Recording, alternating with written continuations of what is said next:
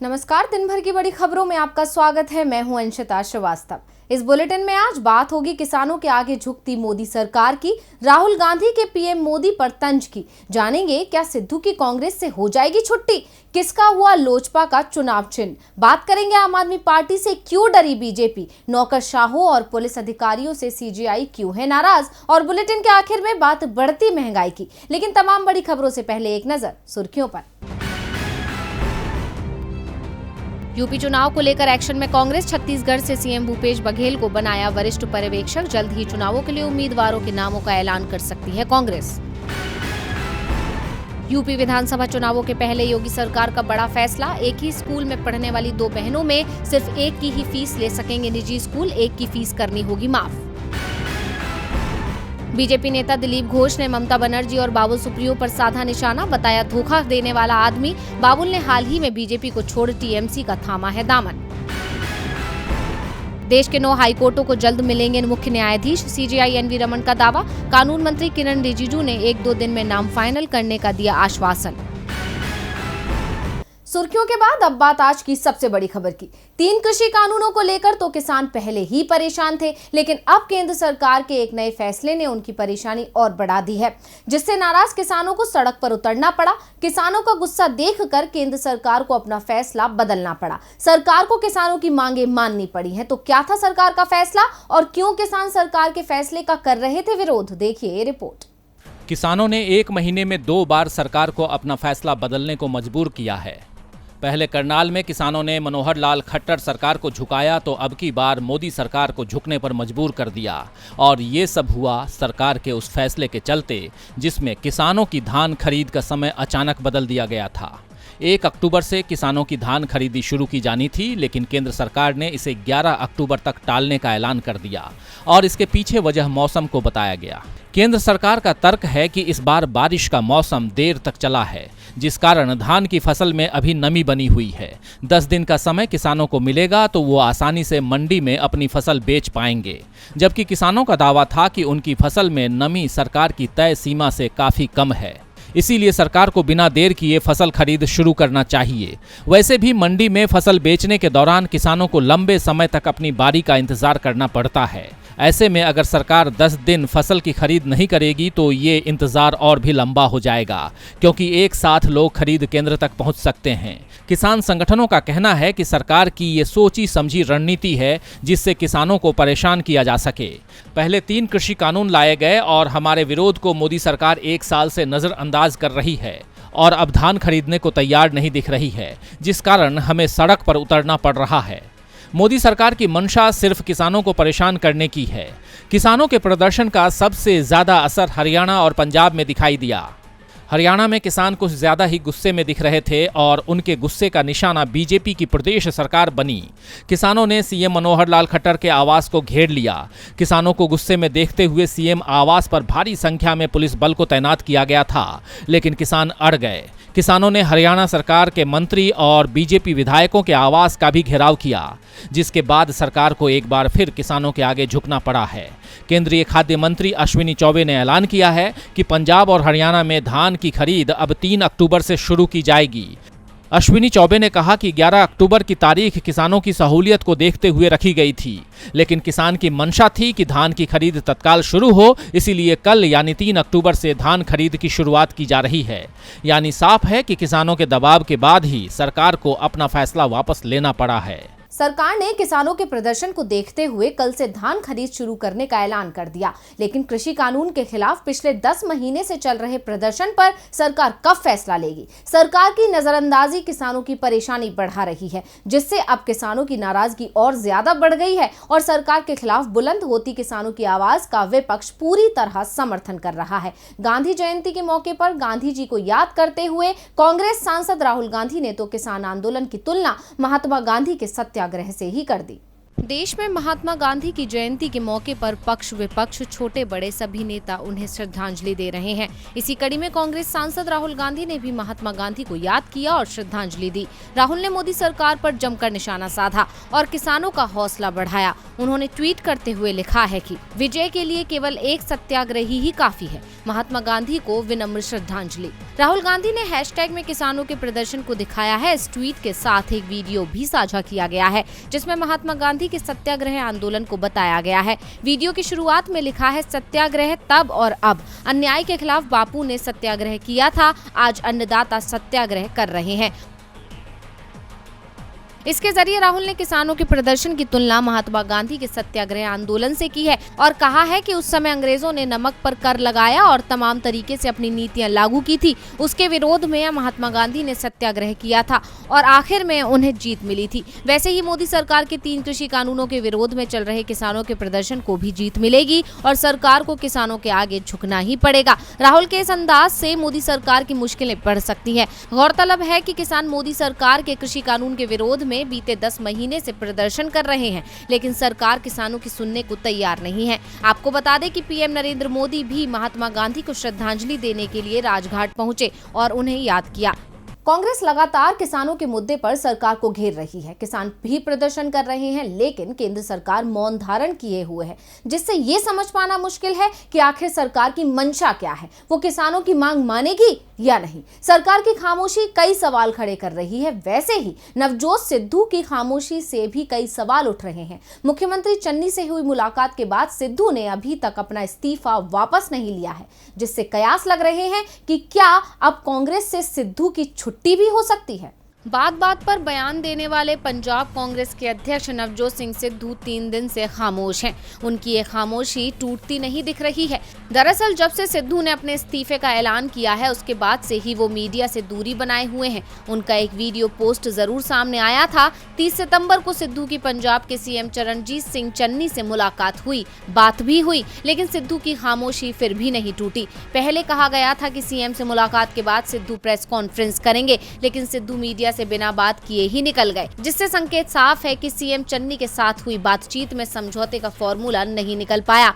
ऐसे में अब सिद्धू को एक बार फिर कांग्रेस आलाकमान के समर्थन की जरूरत दिख रही है। आलाकमान के समर्थन की उम्मीद में आज उन्होंने अपनी खामोशी तोड़ते हुए ट्वीट किया, मैं गांधी जी और शास्त्री जी के सिद्धांतों को कायम रखूंगा, पद हो या ना हो। राहुल गांधी और प्रियंका गांधी के साथ खड़ा रहूंगा। सभी नकारात्मक ताकतें मुझे हराने की कोशिश कर रही हैं, लेकिन सकारात्मक ऊर्जा के हर ओर से पंजाब को जीत मिलेगी। पंजाबियत की जीत होगी और हर पंजाबी की जीत होगी। आज सिद्धू को वफादारी दिखाने की जरूरत पड़ रही है। इसकी जरूरत भी इसीलिए पड़ रही है क्योंकि इस बार राहुल और प्रियंका का समर्थन सिद्धू के साथ नहीं दिख रहा है। उल्टा सिद्धू को संकेत दे दिया गया है कि अगर उन्होंने अपना इस्तीफा वापस नहीं लिया तो पार्टी नया अध्यक्ष ढूंढ लेगी और कांग्रेस ने नए अध्यक्ष के चुनाव की तैयारी भी शुरू कर दी है और पार्टी ने नए अध्यक्ष का नाम भी तय कर लिया है। यदि सिद्धू ने जल्दी ही इस्तीफा वापस नहीं लिया तो सोनिया गांधी सिद्धू का इस्तीफा स्वीकार कर नए अध्यक्ष के नाम का ऐलान कर देंगी।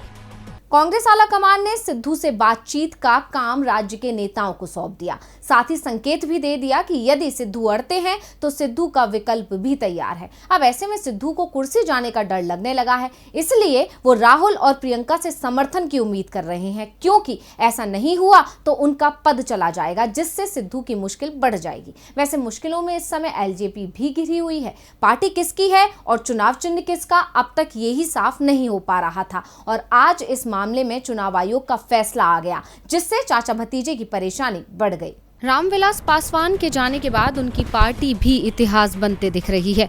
घर की लड़ाई में सभी नुकसान में दिख रहे हैं। रामविलास पासवान के भाई और केंद्रीय मंत्री पशुपति पारस हो या फिर रामविलास पासवान के बेटे चिराग पासवान, चाचा भतीजा दोनों की लड़ाई के चलते चुनाव आयोग ने एलजेपी का चुनाव चिन्ह बंगला ही जब्त कर लिया है। साफ है चुनाव आयोग ने एलजेपी पर चिराग और पशुपति दोनों में से किसी की भी दावेदारी को स्वीकार नहीं किया। एलजेपी का चुनाव चिन्ह बंगले का उपयोग अब बिहार में कोई भी राजनीतिक गुट नहीं कर पाएगा, ना चिराग गुट और ना ही पशुपति पारस गुट। दरअसल बिहार में 2 सीटों पर विधानसभा के उपचुनाव होने हैं। 30 अक्टूबर को कुशेश्वर स्थान और तारापुर विधानसभा सीटों पर वोटिंग है। चुनाव की अधिसूचना जारी होने के बाद से ही एलजेपी के चुनाव चिन्ह का विवाद तेज हो गया था। चिराग और पशुपति पारस दोनों ही ओर से चुनाव आयोग में एलजेपी के चुनाव चिन्ह पर दावा किया गया था, इसलिए चुनाव आयोग के लिए इस पर फैसला जरूरी हो गया था। जिन सीटों पर चुनाव है ये दोनों ही सीटें विधानसभा सीटों में जेडीयू को मिली थी और एनडीए की ओर से ये साफ हो चुका है कि दोनों सीटों पर जेडीयू उम्मीदवार ही चुनाव लड़ेगा।